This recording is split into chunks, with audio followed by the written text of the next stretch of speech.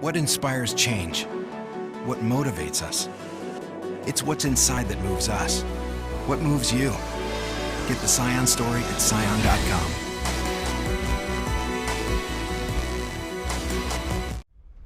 Former Port General Manager Mary Torres has sent a letter to Attorney General Lenny Rapadas asking him to investigate the legal fees paid by Port Management to their legal counsel, Phillips and Bordallo.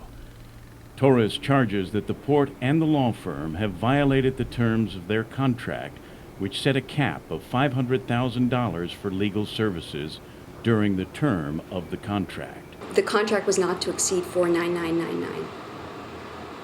It did. Tell us how. If you look at the billings that were recently FOIA'd by Senator Cruz and add up the totals, they have already exceeded that amount. The totaling of all the invoices from the time Phillips and Bordallo came on board is nearly $700,000 today. The cap's not been exceeded, never been exceeded. No one's ever cut a check in excess of the cap. That's the key. With regard to the allegation that there's a $499 cap on our relationship with the Port, that's just completely false.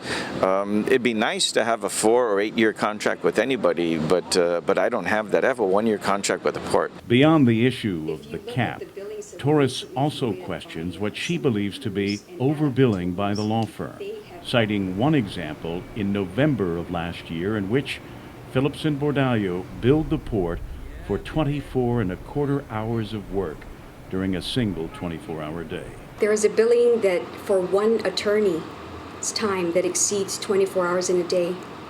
And there are many instances where in one day that firm bills a week's worth of time in one day. Have you ever seen that before in your experience?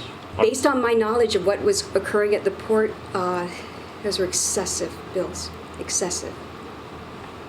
And someone needs to look into it. In this case, admittedly, they overpaid us because instead of it correctly reflecting 1.1, it Nobody reflected worked 24.5 hours. No. We subtract 11. Yeah, and we're giving them credit for that. That's not a problem. Torres also questions why no legal bills were submitted by Phillips and Bordallo to the Port between May of last year and January of this year, a billing gap of 8 months. They still have not billed many months. I think they're still 5 months behind. July will make it 6 months. So it's up there, definitely. And that's a violation of procurement law, right? If you read the contract, they had up to just under $500,000. And even if they lifted the cap, assuming that they amended it, they lifted the cap, that amendment was effective as of April.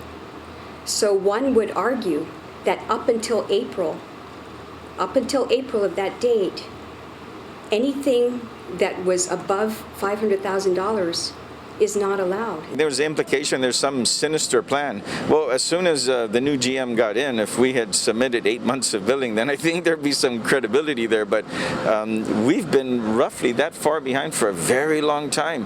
And it's just the nature of the work when all the adverse action started and all that. As the GM explained to the public today, that's the work that we were doing.